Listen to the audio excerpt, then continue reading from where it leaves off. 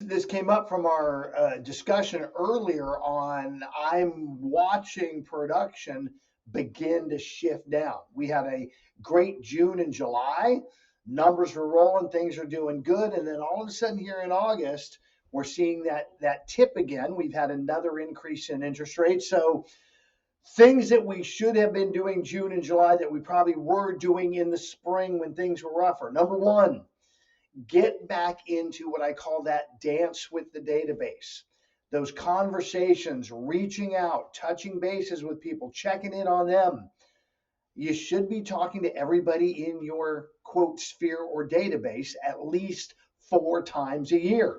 And there's a model and a system for that we teach and train. And yet, when things get good, like June and July, people tend to lay off of those core activities that'll get them there. So that would lead me to number 2, and that is get your calendar dialed in order that it truly is serving your life and scheduling the business elements. It's the biggest reason people stop doing the work is, well, now I've got all this other stuff I want to do or I think I need to do, and I haven't put it on the calendar, 1, or 2, committed to the calendar if it's there.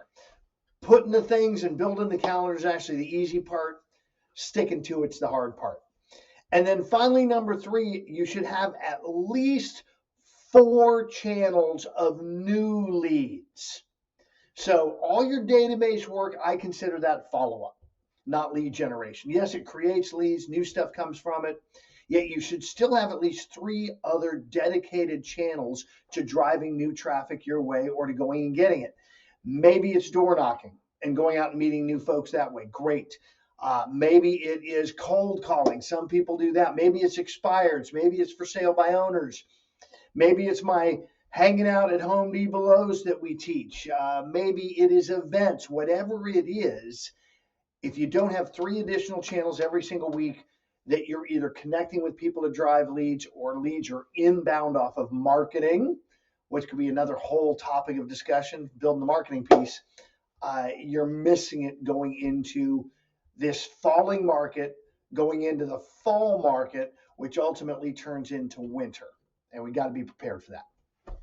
Sure, go for it, man. Let's keep chatting. I'm attempting to keep these about 3 minutes tops. Yeah, and the longer form anyway, we can meld some together. So what's the next thing on your mind? And we'll just keep gripping and ripping. Love leadership. We going to do this again next Monday? I am going to make it a. No, I've got it here. I'm doing it. I'm going to just go. I plan on making it a repeat for now until we decide not to. This works perfect. Yep. So 90% of your success or failure is what's going on in between the ears, the mindset. And if you don't know that, you should. For most people in my coaching world, they know that, they get that, and then they go, well, what does that really mean? What are some pieces of that really, really matter? And so I'll give you a couple here today. Number 1, showing up, just showing up to stuff, showing up to commitments, just showing up, period. I've got 22 and a half hours of coaching and training and teaching that is live and free every single week. And you'd be amazed how few people actually show up, even though they say they're going to be there. And then when you show up, really show up, be present. Don't be multitasking. I'm checking my email, checking my social media. When you've decided to show up to something, actually be present.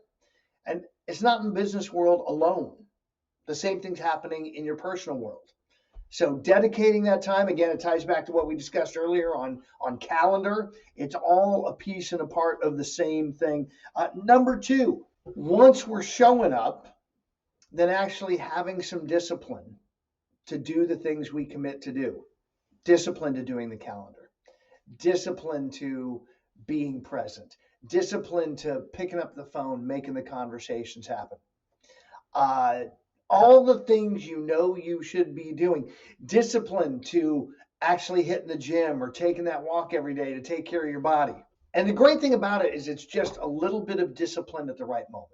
It's just making a choice and then sticking to it. This morning I didn't want to get up and take my walk, Sean. An early morning. The alarm went off early after a nice, great long weekend.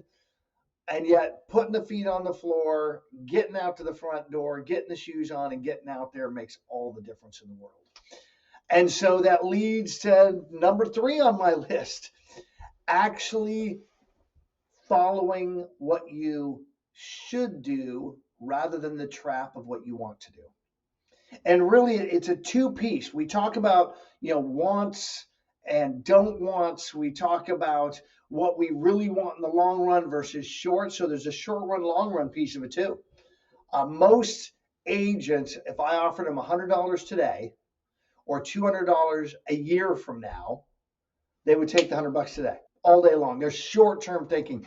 It's why they're struggling with lead gen, because they're looking for a deal right now. And if you're hunting for a deal right now, which sometimes you have to do, you still have the mentality of, am I showing up with commission breath? Do my conversations look like it's all about me? And 9 times out of 10, it does.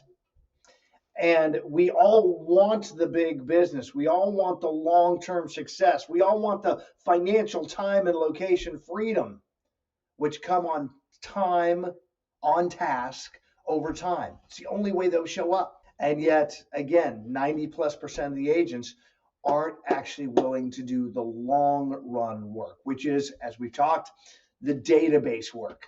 Grind it along, keep it in your conversations, building your relationships for the sake of the relationship, and allow the business to show up because you're in it. So discipline, I mean, I could go through item after item after item on mindset. I mean, I've got a ton of them. How about one of Coach Russ's favorites? Stop telling me why not and start telling me how to. That one shift, I tell people all the time, is they're unloading me on everything that's not working or everything of why it's not going to work. Just stop telling me why not and start telling me how to. Be creative. Unleash. Exactly. How to what? I love that question. What are they working on? I can't lose weight. I can't lose weight because I don't have time to go to the gym. I can't lose weight because I am always running around, so I'm always eating fast food. I can't lose weight, blah, blah, blah. Just stop telling me why not and just start telling me how to. If you were going to, what are some things you could do differently? Start getting creative. Maybe I'm so busy traveling all the time, it's carving out a couple hours on Sunday to meal plan and meal prep. I was doing a bunch of stuff yesterday. That's why that came to mind. In any aspect of life where things aren't going the way people want it to, they are real easy on explaining to me why not, why it's never going to happen. Why this is because my life, I have all these things I have to do for my kids. I have all these things I have to do with my wife. I have all these other things.